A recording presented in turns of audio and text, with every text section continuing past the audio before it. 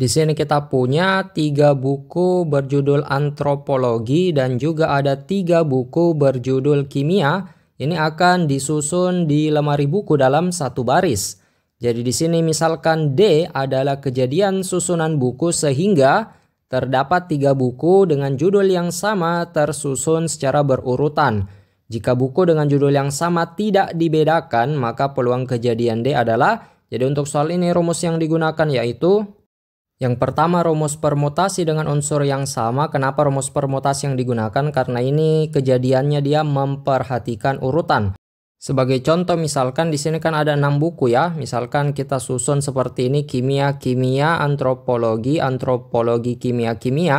Ini dianggap berbeda apabila kita tukar misalkan ini kimia, antropologi kimianya yang bagian sininya kita tukar ya, yang kedua dan yang ketiga. Yang sisanya tetap di sini antropologi kimia.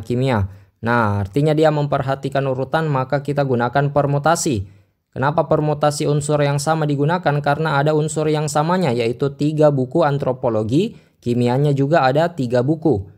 Nah, rumusnya kan n faktorial per k1 faktorial kali k2 faktorial dikali seterusnya sampai kl faktorial, di mana k1, k2 sampai kl itu adalah unsur yang samanya.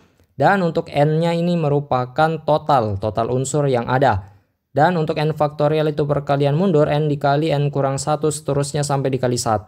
Dan untuk soal ini kan pertanyaannya peluang. Rumus peluang itu peluang kejadian D, karena di soal ini digunakan kejadian D. Rumusnya ND per NS, banyaknya kejadian D dibagi banyaknya semua kemungkinan. Jadi kita tentukan terlebih dahulu untuk ND dan NS-nya. Yang pertama untuk kejadian D terlebih dahulu. Jadi kita susun manual saja di sini untuk kejadian D-nya.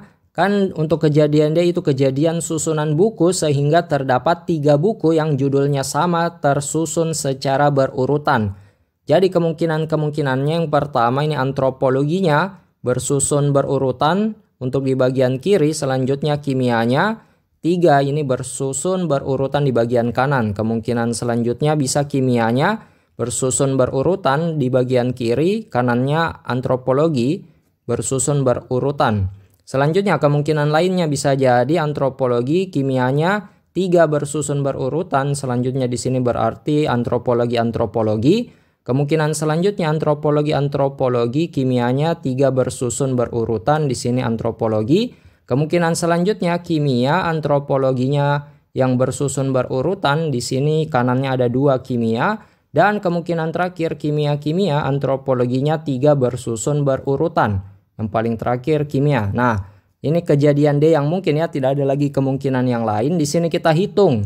Berarti banyaknya kejadian D, total anggotanya di himpunan D ini ada 6. Berarti ND-nya ada 6 ya. Selanjutnya kita tentukan untuk NS-nya menggunakan konsep permutasi dengan unsur yang sama.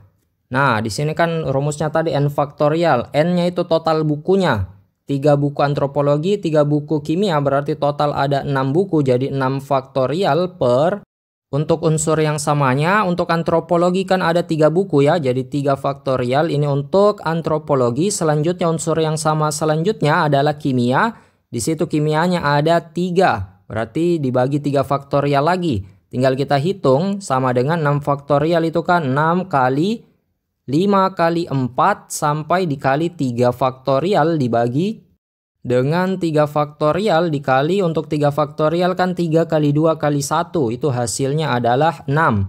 Kita coret, di sini ada 3 faktorialnya bisa dicoret, 6 sama 6 juga bisa dicoret.